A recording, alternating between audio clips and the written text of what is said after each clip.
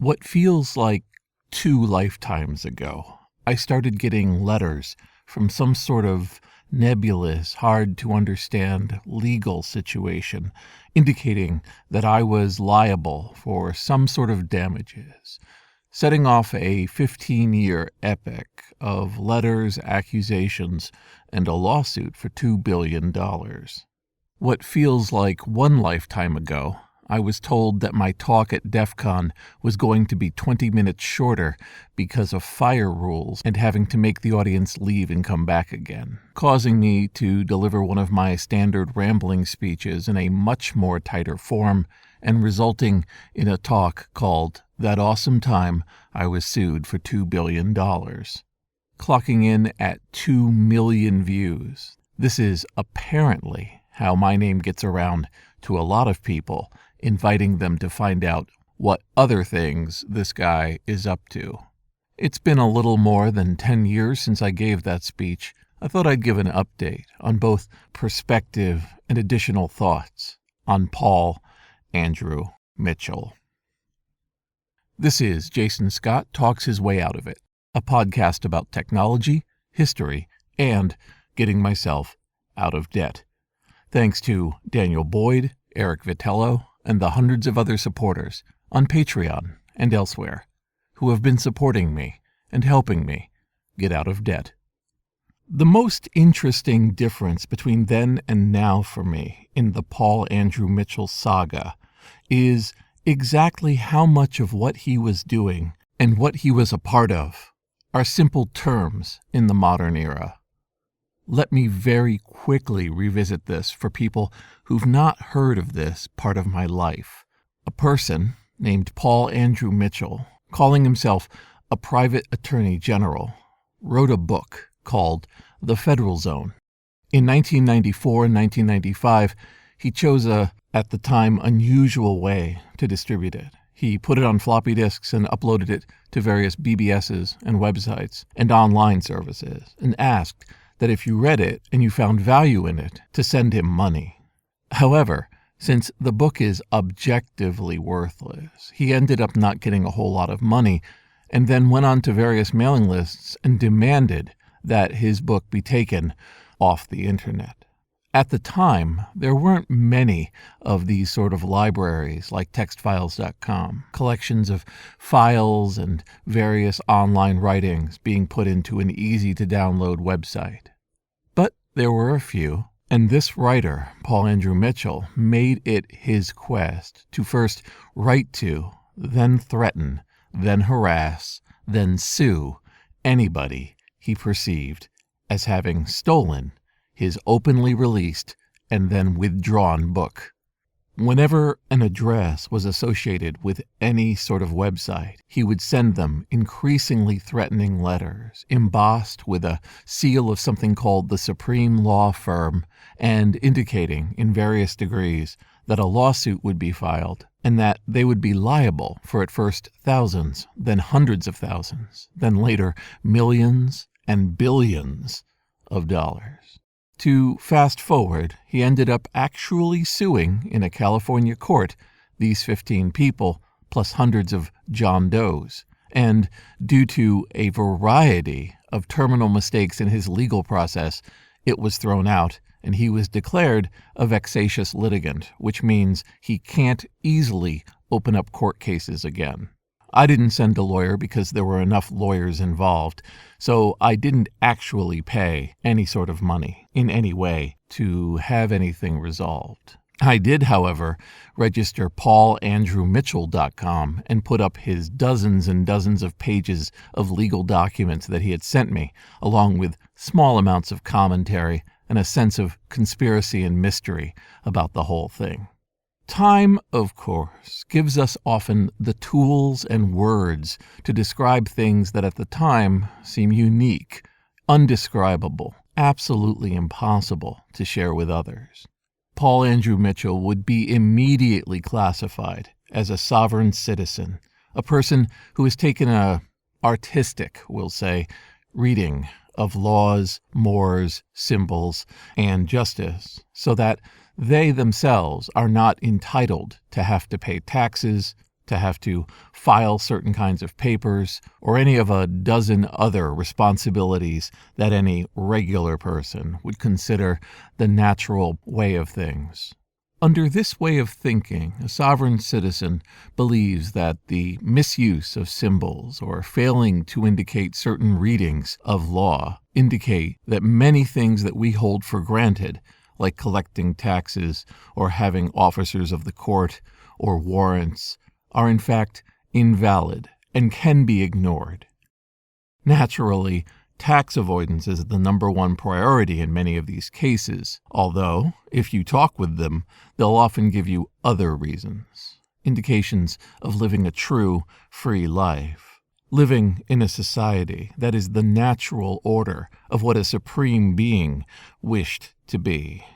The magician and historian Ricky Jay once said that the powerhouse of magic is a disbelief that anybody would spend the amount of time on preparation that the magician has. In that same way, it's unfathomable to people that somebody like Paul Andrew Mitchell would honestly spend day after day, week after week, creating thousands of pages of semi-accurate citations of legal rulings to indicate something as simple as tax avoidance. But the fact is, this was and is, to this day, his shtick and the shtick of many sovereign citizens. Again, when my speech came out in 2009, I talk about Paul Andrew Mitchell almost like he's an alien, like somebody unlike anyone I've ever met before, a unique property, a person beyond reckoning, beyond scrutability, who was working along ley lines and concepts far outside of the mainstream. But the fact is, looking back, there have been, and there have always been, people who look at constructions of society and decide, in various ways, to fight it. Some of them do it by becoming elected and passing alternate laws that reinterpret what was there before, while others decide to make themselves into constant, unending irritants, providing themselves with causes that go on for all their life. In many cases, these outsiders, these folk lawyers, have a point. An injustice may exist within the code of law, and they seek to have it changed or completely stripped from the books.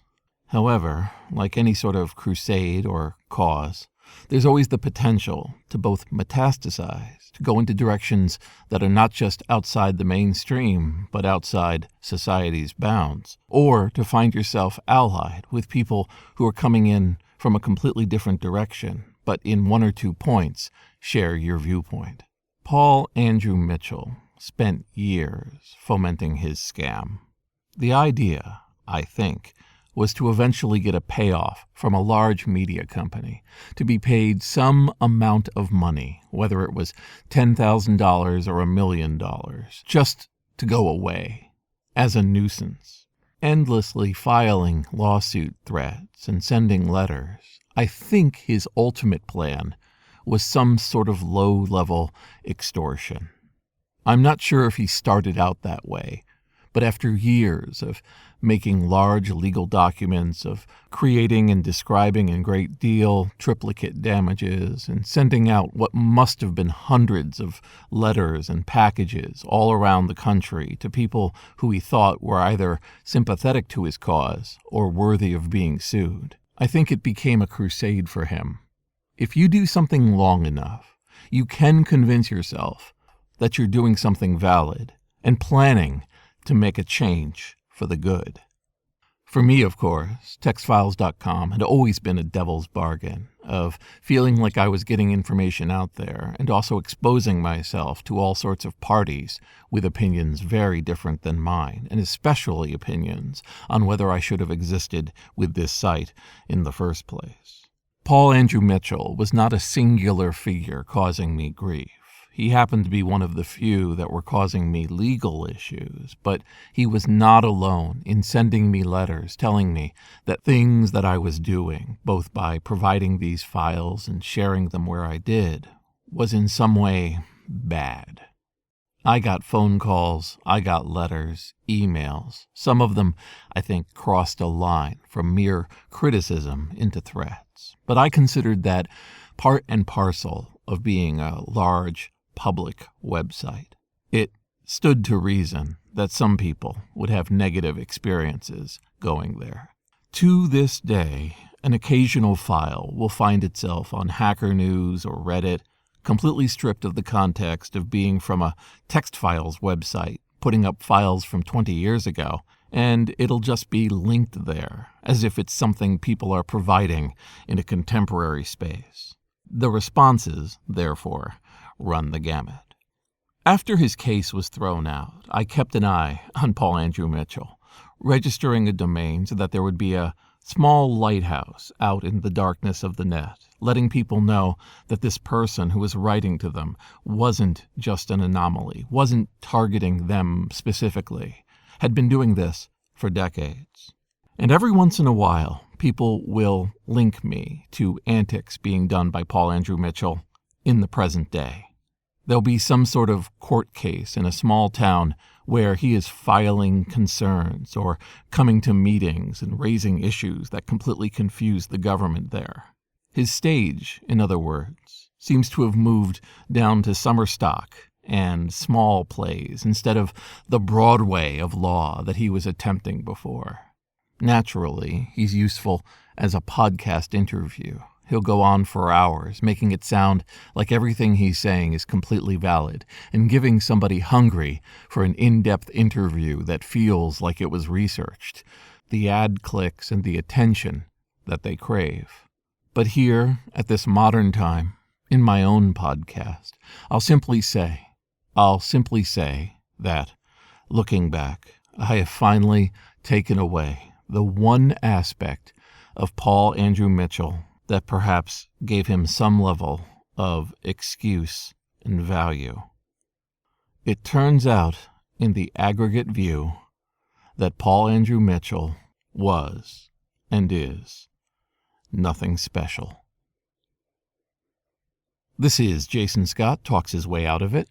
Thanks to James Bekoyanu, Mark Pilgrim, Peter Healy, Emilio Oliveira, Ernie Hershey, Michael Rubin, Matt Reynolds, Manx-a-Lot, Sean Kelly, John Sturm, and Anonymous, along with the hundreds of other supporters on Patreon and elsewhere who have been supporting me and helping me get out of debt.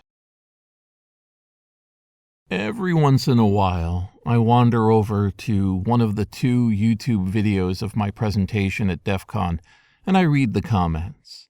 It's interesting to me that people who weren't even born when most of what's in that speech happened have very strong opinions on me, on what's being said, and on Paul Andrew Mitchell himself. And I occasionally comment and give corrections if somebody's come to the wrong conclusion.